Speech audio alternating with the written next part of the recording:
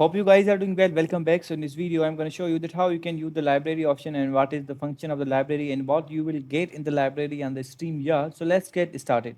So first of all, what we have to do simply we need to go to the website, and after going to the website, we have to log in, and after that we have to click on this library option. So let's click on the library. So as you can see, you currently have no recording. Recording will show up here. So basically, the function of the library is whatever you will record, the screen, the live stream, the AF for share, whatever you do, those all will be added here, and after that you will be able to use them, download them, edit them.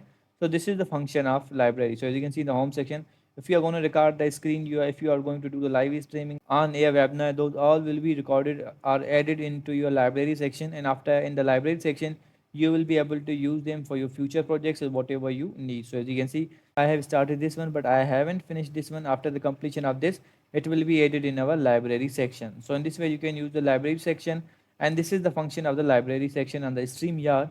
I hope you guys understand this video that how you can do this. So see you guys in the next video.